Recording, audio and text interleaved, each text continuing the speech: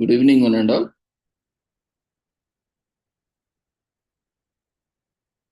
We welcome you all to the International Webinar Series on Holistic Health, Well-being and Sustainable Development 2022-2023, commemorating Azadi Ka Amrit Mahotsav, nation celebrating 76 years of independence, India's G20 presidency, United Nations Sustainable Development Goals 2015 to 2030, as part of awareness and campaigns in collaboration with Sri Holistic Health Foundation India and Sri Research Institute Center for Art, Sciences and Wellbeing.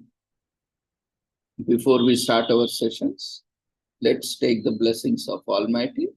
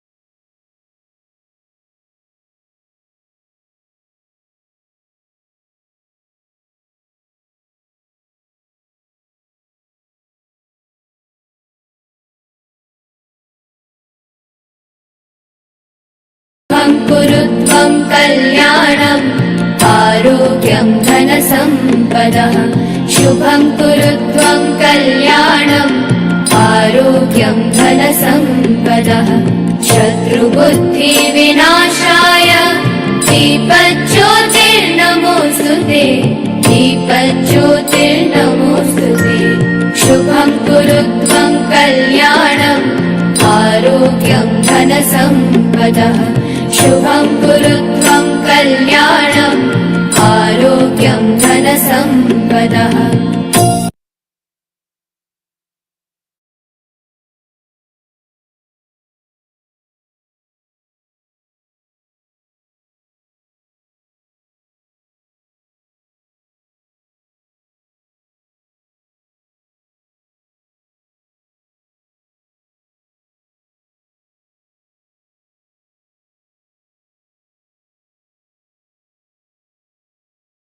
With the blessings of Almighty, we shall continue with today's commemorations.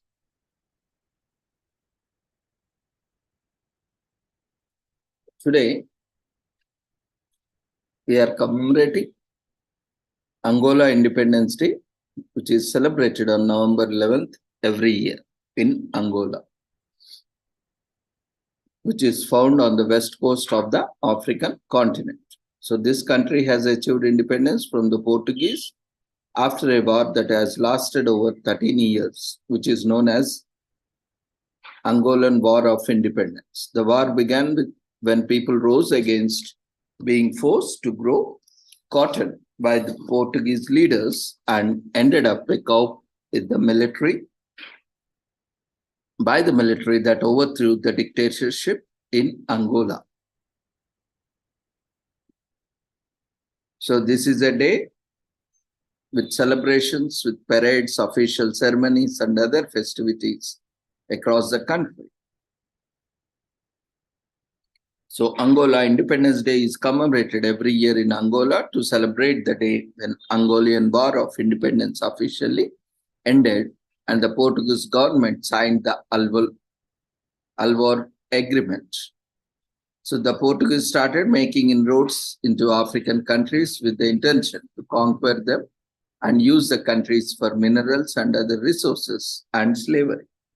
They set up settlements in some countries and eventually started trying to conquer the territory that is now known as country of Angola. There are lots of battles and incursions, but Angola was finally taken over by the Portuguese and were later given the status of overseas dominion of Portugal. Briefly, Angola was relegated to the status of a colony rather than dominion. And during that time, the native residents of Angola began to become more aware of the way that they were being discriminated against. When Angola regained the status of dominion, the people began to develop a greater sense of nationalism and began forming groups and parties to ensure they could protect their interests. So war broke out when the Portuguese tried to inflict forced cotton cultivation on the people. The people revolted, leading to an uprising, which was eventually suppressed. There is then a guerrilla war began, which lasted over 13 years, ending with the leftist army coup of the corporate dictatorship set by the Portuguese. Soon after that, the different parties and political factions entered an armed conflict with each other, resulting in a civil war, which formally ended with the Portuguese government signing the Alvor Agreement with the Angolan party, which gave Angola independence from Portugal. The majority of parades and official ceremonies on Angola Independence Day happens in the capital, Luanda.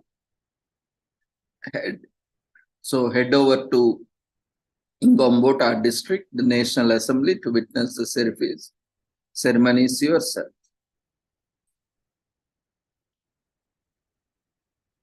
Angola is a beautiful country, and a great way to commemorate Angolian independence is to learn about the country. Fire up your research skills and look up all the things on this day.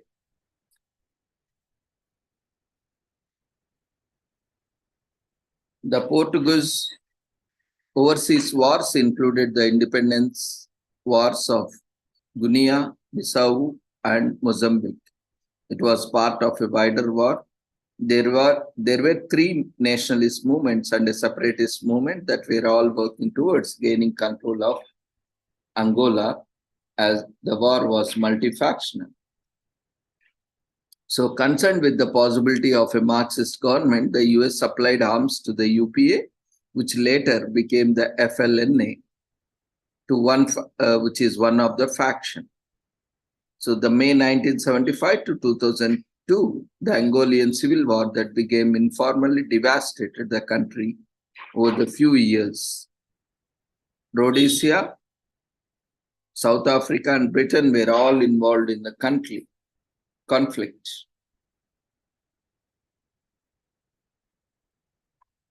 Independence wars are long and tough, and the people have to deal with consequences of being colonized. Even in India, we have witnessed the freedom struggle, and in many countries which were colonized by French, Britain, Portuguese, and various other nations, how much they struggled to gain independence. And we think it's important to celebrate the best of independence when the work of governing gets hard. So we want to spend the day understanding more about this independence in various countries, especially on this Angola Independence Day about Angola.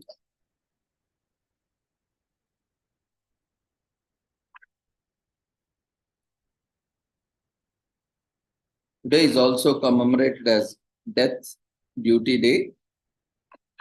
In US, it marks the end of World War I, one of the most destructive conflicts in the history, and honors the people who gave their lives fighting for their countries. This day remembers that ruin created by the Great War to ensure a conflict like this never happens again. World War I, also known as the First World War or Great War, was an international conflict between 1914 and 1918.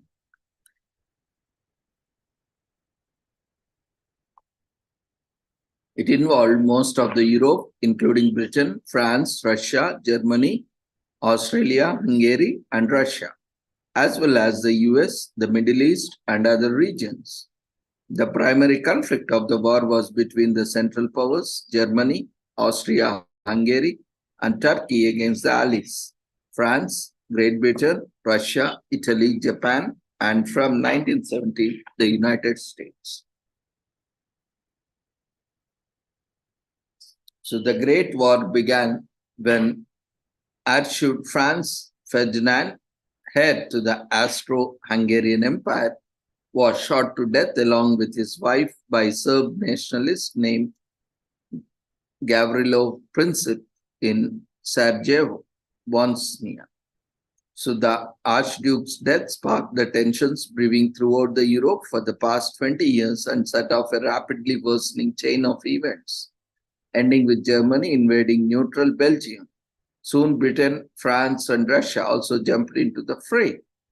After 4 years of blood, gun shelling, and bombings, World War I formally ended on November 11, 1918, when the Allies and Germany signed an armistice agreement and silenced the guns on the Western Front.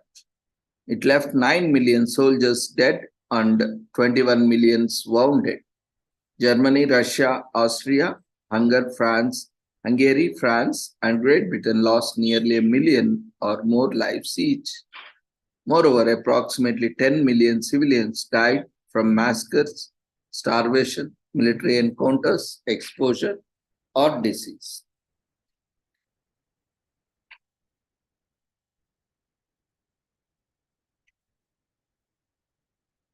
So this Death or Duty Day raises awareness about the destruction and the slaughter caused by the Great War. It highlights these events to ensure that conflicts like Great War never happen again.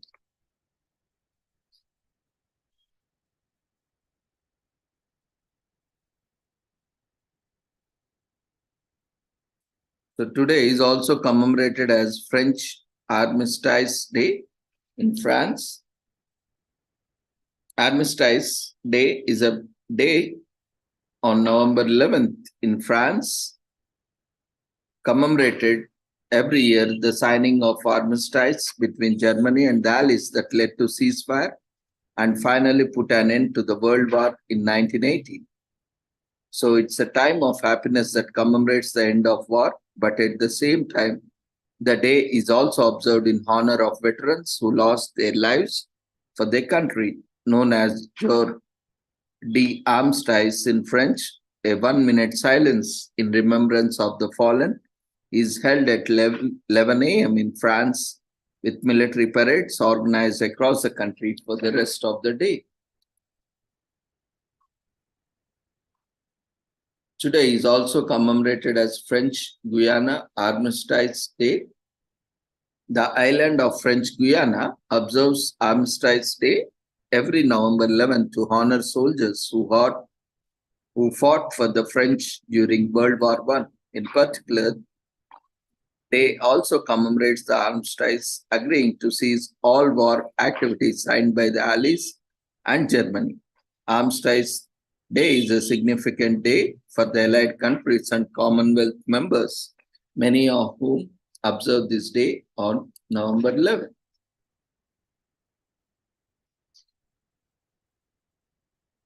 Today is also commemorated as Metal Day in the honor of the classic metal mockumentary. This is Spinal Tap. So National Metal Day falls on November 11th every year. Metal declares independence from the mundane and conventional, while insanity, alienation, and death are the foundation for gloomy introspection, which is all part of the culture. However, it's not all doom and gloom. In fact, some metal can be even uplifting.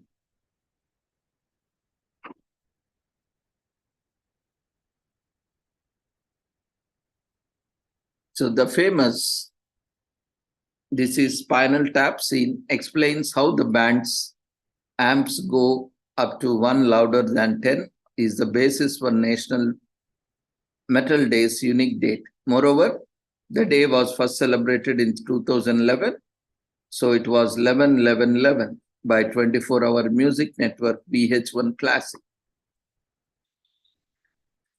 So the celebrations began on November 1st, allowing more time for the network to focus on airing metal concerts, specials, movies, and videos each night, leading up to grand final on 11 November 2011 when VH1 Classic premiered the film Metal Evolution. So, metal is a subcategory of hard rock music and is one of the most controversial and complex genres of music. It's not made for all those of light of heart and modest, but it is made to be enjoyed in excess through its music, aesthetic, and lifestyle. The genre originated from industrial working class areas within the UK, specifically northern and midland England, where a number of factories process actual metal and steel. Early metal bands would refer the sound of these factories as a direct influence on their sound. But metal comes from more than just factories. It has a strong British blues rock influence, with heavy impact from acts like Rolling Stones, The Animals, The Kings. There is also influence from the guitar legends Jimi Hendrix and Eric Clapton. Metal began owning its title as a genre in the late 1960s, early 1970s with the Black Sabbath, Led Zeppelin, and Deep Purple sharing ownership as the first metal bands. So metal has since spread into many different subgenres such as thrash, death, black, doom, Christian, and often reviled new metal. Some of the biggest names in the music are metalheads like Metallica, Anthrax, Megadeth, Motorhead, and Pantera. So if you can properly answer question, who would win a fight? Lemmy Kim Lister, or God this day may be just excuse. You need to bang your head. So it's a trick question. Lemmy is God, rock on.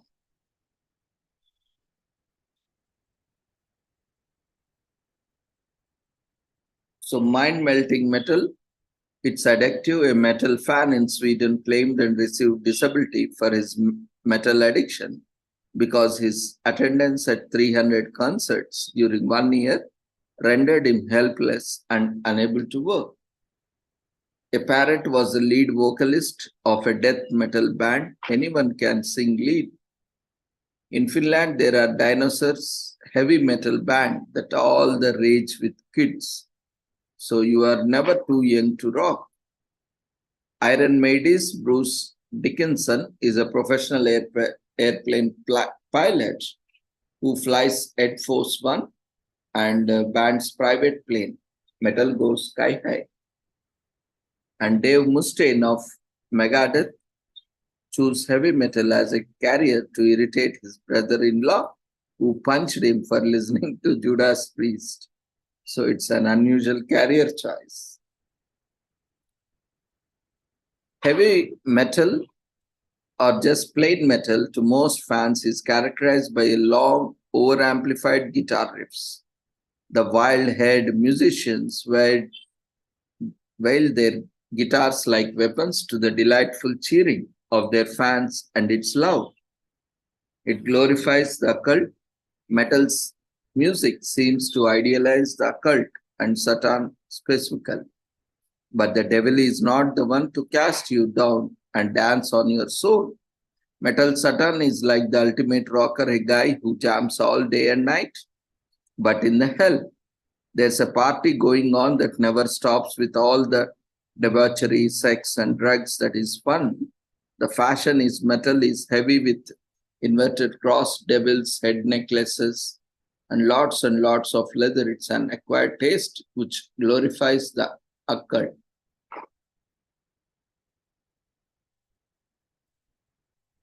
It's also about rebellion metal bands like Judas Priest, Black Sabbath.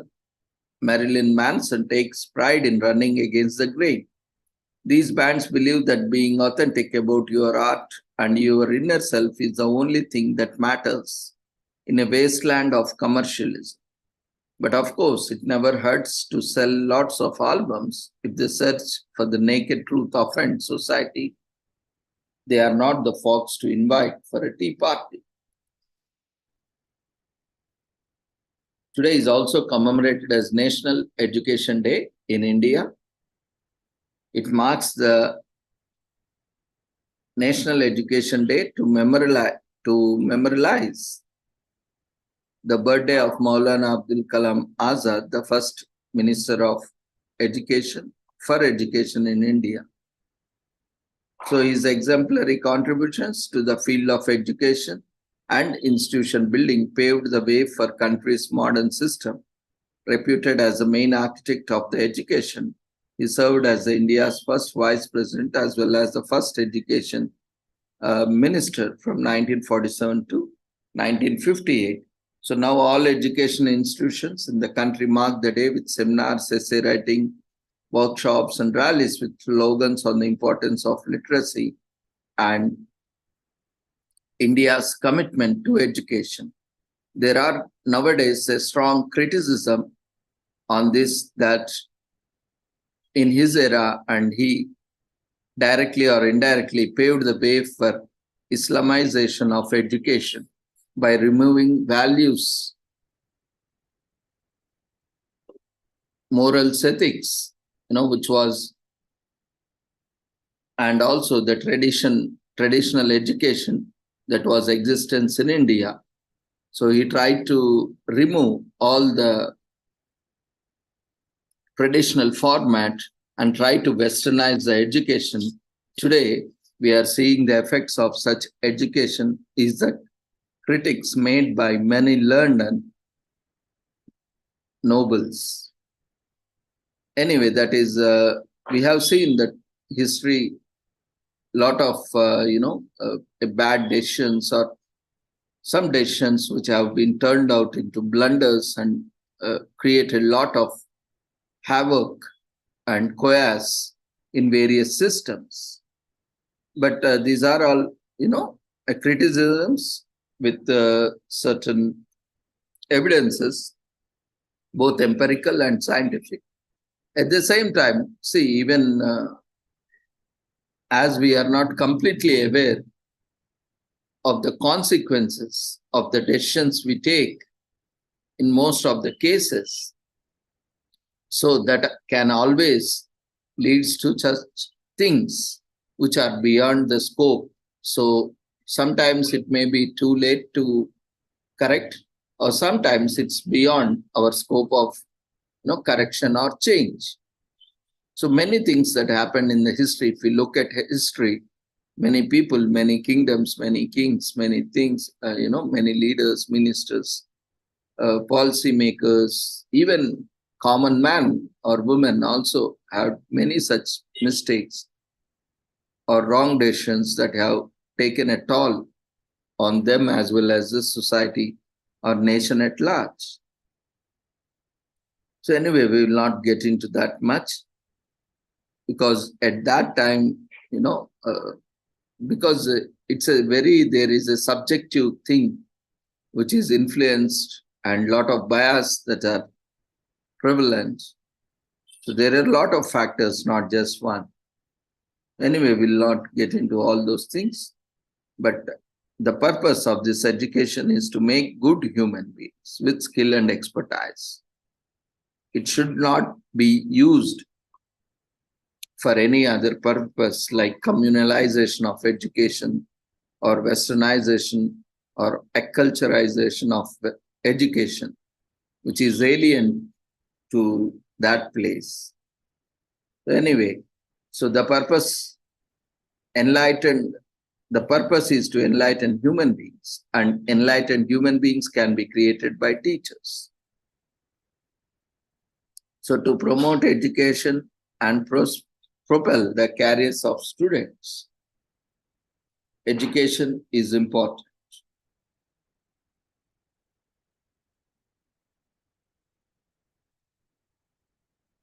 After its independence in 1947, India struggled to completely revamp and stabilize its institutions and sectors. Recognizing the education would be crucial for nation building, the leaders of the country shifted their focus towards education.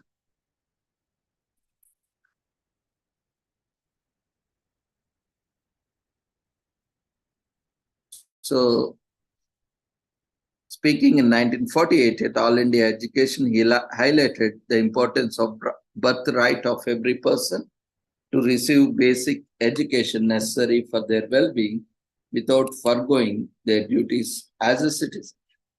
As a freedom fighter and academician, Abdul Kalam was the best fit for the role of education minister for independent India. Illiteracy was a major hurdle for the development of the country, which has already struggled and suffered through years of exploitation prior to gain status as a separate nation. So understanding the integral role played by a healthy education system for the development of country, as chairman of the Central Advisory Board of Education, Maulana Abdul Kalam was driving force towards the eradication of illiteracy. He emphasized heavily on the elementary education and propagated the expansion of secondary education, especially for girls. But perhaps this largest contribution as the Indian Institutes of Technology under his leadership, the first IIT was inaugurated in 1951. So Abdul Kalam truly believed in the potential of establishing IITs for the progression of research and technological advancement in India. True enough, today IITs have created a niche for themselves. Whether nationally or internationally, IITs are looked as epitome to educational excellence, and it is hence befitting to honor the memory of the man behind India's educational might by celebrating his birthday as National Education Day.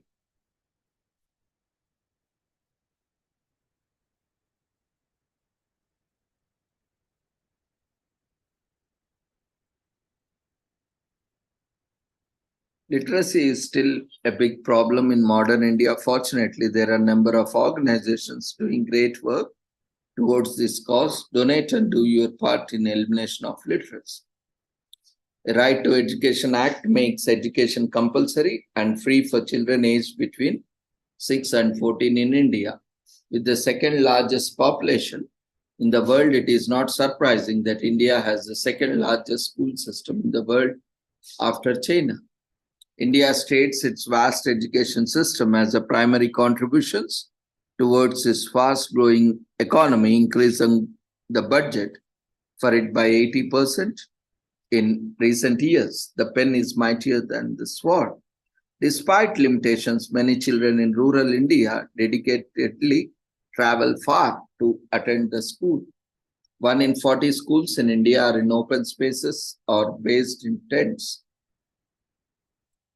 Among the necessities of life, it is important for each human being to be equipped with a minimum education, which is integral for paving out a successful path in domain of life. We are all for it. With child labor and early marriages a counting issue in some parts of India, a dedicated education day helps in spreading awareness on the importance of education, especially for girls. We all know that it is easy to make education for granted, especially when the students bogged with homework and assignments with the colorful activities and competitions, the learning spirit is really enhanced on this day.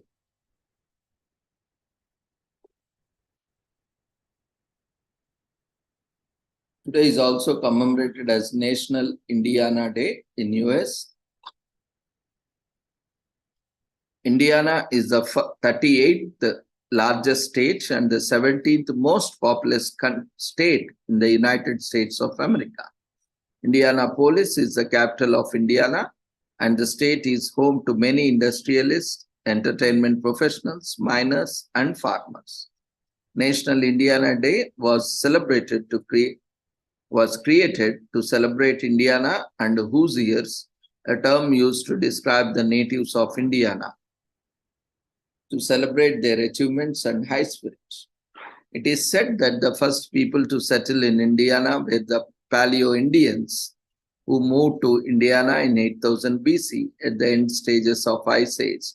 When the glaciers started to melt, many tools and weapons discovered during the Archean Age in 5000 BC are said to have been made by the ancient civilization of Indiana. By the medieval period, when the Europeans arrived in 1500s, large settlements were established. The French explorers arrived in the 1600s, and by the 1700s, so trading ports were established in 1760s. The French-Indian War broke out. The native tribes of Indiana sided with the French Canadians, and the British won the war in 1763. After the American Revolution in 1783, the United States defined the Northwest Territory, which later became known as Indiana. So during the Civil War, Indiana played a major role with over 7,000 men enlisted in the Union Army. After the Army, many new industries developed in Indiana. Industries like heavy machinery, farming, and mining rose to prominence. After World War II, steel and pharmaceutical companies spread throughout Indiana. Today, Indiana is considered a cultural hub. Books such as The Hosier Schoolmaster and The Gentleman from Indiana reflect the socio-cultural factors of the state of Indiana. Indiana is also known for sports such as basketball, NASCAR, and football. The state has a well-built network of roadways, rail tracks, and seaports.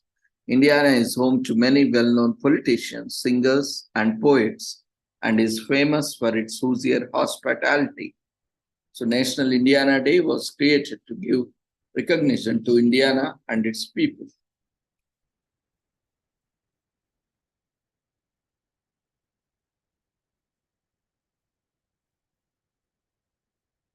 Today is also commemorated as National Origami Day.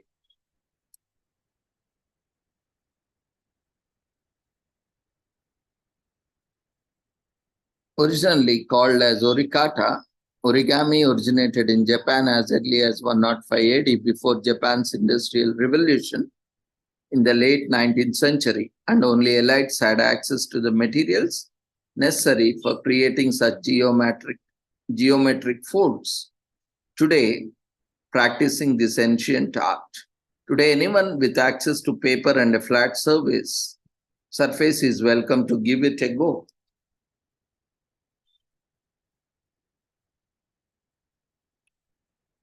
Long ago, paper used to be handmade product only, available to the wealthy families. In correspondence sent between these families, the writer would often include an intricately folded piece of paper along with their letter. By using such a valuable material as mere decoration, wealthy families could demonstrate their access to such luxuries. As time marched on, paper became more readily available to the masses. Origami became a regular feature of familial ceremonies such as weddings and birthdays. So origami finds its simplistic charm by requiring only one tool, the paper itself. In this way, it can feel much like a logic problem or a brain teaser.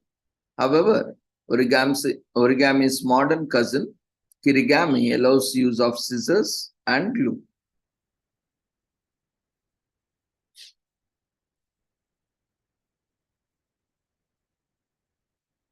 Origami is an intrinsically analytical and trigonometry-based activity that requires focused attention and an inclination towards problem solving. We cannot wait to put our hands to work on some folds on our own this day. So if you are only just learning how to master the art, printer or copy paper will work just fine for the first time folders. For folds that you'd like to stand the test of the time, we encourage you to visit an art supply store to purchase kami, which is high quality Japanese paper that comes in a variety of different colors. Just remember to always begin an origami piece with a square piece of paper, as rectangles rarely produce desired results. The best way to preserve an origami model is to coat it in a lacquer covering and keep it in a cool, dry place with little sunlight. You may also keep your completed model in glass jars, or if you don't have the space, simply recycle.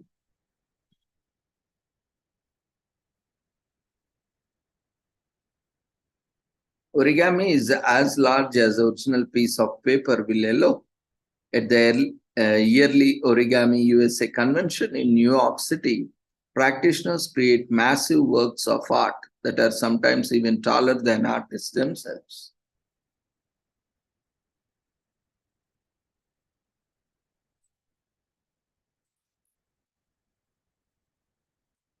Today is also commemorated as National Saddle Hunting Day in US. It aims to call together every saddle hunter and gives a toast to the rush of chasing deers while sitting on a tree saddle. This day creates a feeling of community and bonding. It is also loved by hunting enthusiasts, especially those new to game. This day also provides an invaluable, somewhat rare opportunity to sit with experienced hunters and receive tips that will go a long way towards improving your hunting skills. But though, because the animal cruelty, animal rights in this context, no, this is not encouraged, killing animals just for the sake of fun or entertainment.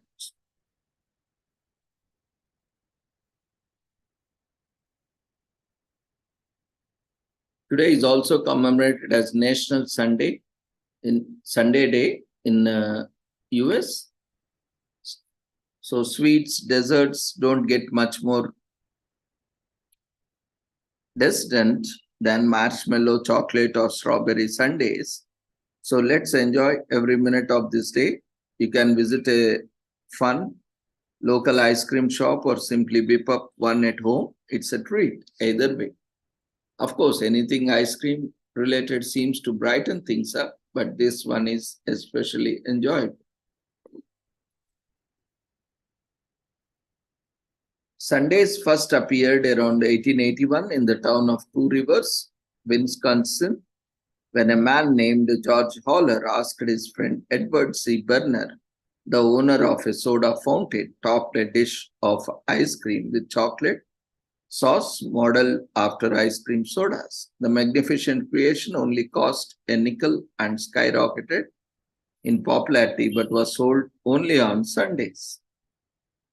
A Plainfield, Illinois druggist named Mr. Sontag created the dish in 1890 after customers requested something different. He named it the Sontag after himself, and since Sontag means Sunday in Germany, the name was translated to Sunday and later was spelled Sunday.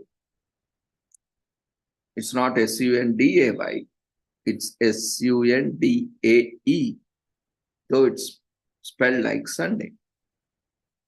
So John M. Scott, a minister, and Chester Platt, co-owner of pharmacy, created the first Sunday on April 3rd, 1892, a Sunday in Ithaca, New York. Platt covered dishes of ice cream with cherry syrup and candied cherries. The men named the dish Cherry Sunday. Historians found a newspaper ad for a Cherry Sunday placed in the Ithaca Daily Journal 3 days later. By May 1892, the Platt and Pearl soda fountain also served strawberry sundaes and later chocolate sundaes. So either way, almost after 130 years later, they are quite a treat.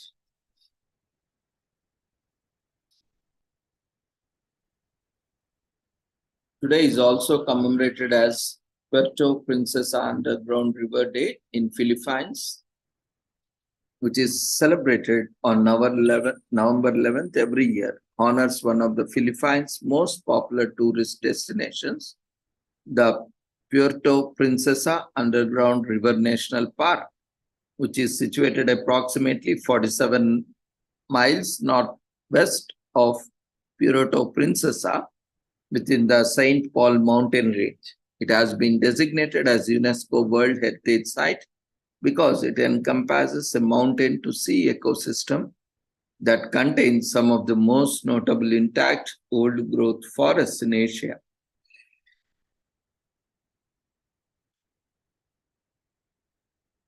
as well as a phenomenal limestone, karst landscape, and a globally significant ecosystem for conservation of biodiversity and threatened species of wildlife, among other features. So in 2010, a group of conservationists and geologists discovered that the subterranean river has a second level, meaning that the cave has tiny waterfalls. They also uncovered a cave dome 980 feet above the subterranean river, as well as enormous bats rock structures, a deep water pool, numerous river systems, and various animals and marine species. Deeper sections of the subterranean river are nearly difficult to inspect due to oxygen loss. The Puerto Princesa Underground River, PPUR, which was designated at a UNESCO World Heritage Site in 1919, has attracted fresh worldwide interest in recent years. On November 11, 2011, the Puerto Princesa Underground River was named one of the world's new seven wonders. On January 28, 2012, the pickup was formally verified. On January 28, 2012, Malacanang expressed delight at the PPUR being named as one of the world's new seven wonders of the nature. The declaration that PPUR is one of the world's new seven wonders is encouraging. Throughout the competition, Filipinos from all walks of life have denoted time, energy, and resources to campaign. The PPUR is home to over 230 animal and 800 plant species, including 15 endangered bird species known exclusively in Philippines. From the PPUR's coastal entry, paddle boats can go up to 5 miles underground, making it the world's longest navigable subterranean river. In 2014, the president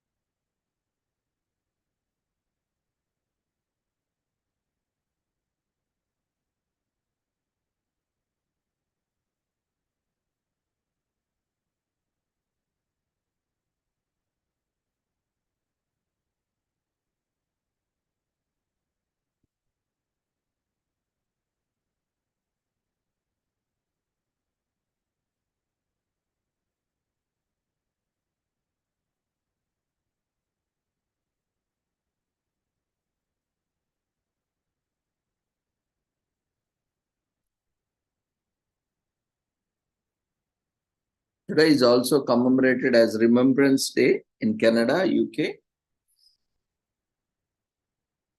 and other Commonwealth nations, which include 53 member states, nearly all of them former territories of the British Empire. On November 11th, it carries much of the same meaning as America's Veterans Day, celebrated since the end of World War I. Remembrance Day actually marks the armistice, the day on which the hostilities between the Allies and Germany ceased the Western Front. And Remembrance Day is also commemorated in Australia, like many other countries where it is observed. The day is dedicated to Australian soldiers who lost their lives in the World War I and onwards. As an act of solidarity, citizens observe a minute of silence to pay their respects to the deceased who died fighting with protecting the nation, initially known as Armistice Day.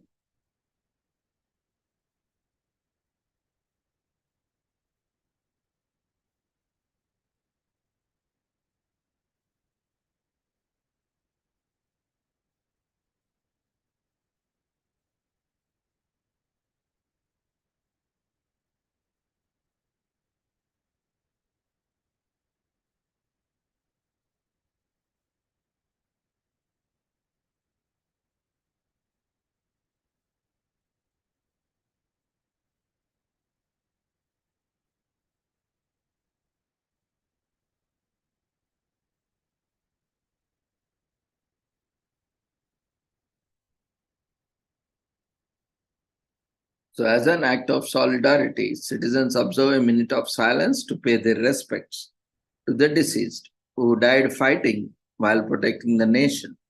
Initially known as Armistice Day, the Australian government adopted the United Kingdom's proposal of renaming the day to Remembrance Day.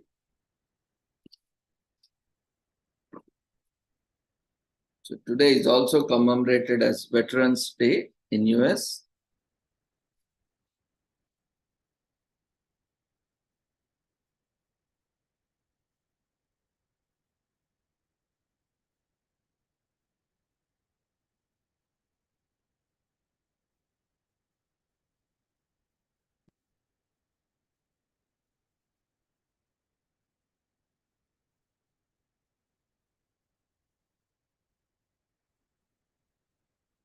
So not to be confused with the Memorial Day, which honors those who died while in service. Veterans Day honors all military veterans, including those still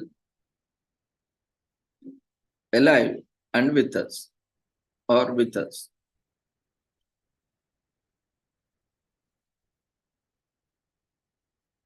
It is a day to honor men and women who have served in the US Armed Forces and also on the anniversary of the end of World War I.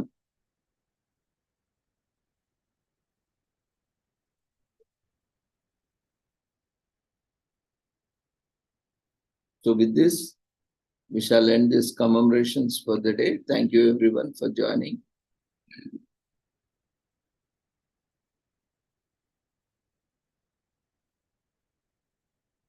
We request everyone to fill up the feedback form.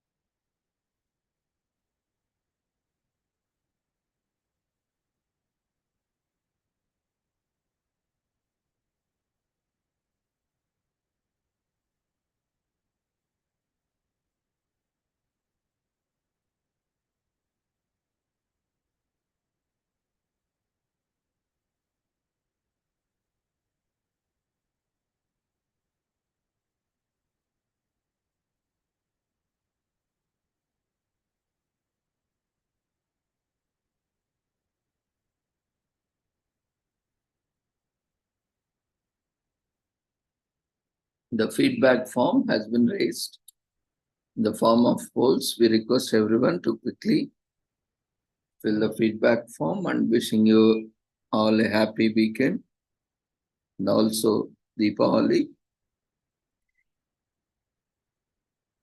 So see you all tomorrow at the same time. Take care. Good night.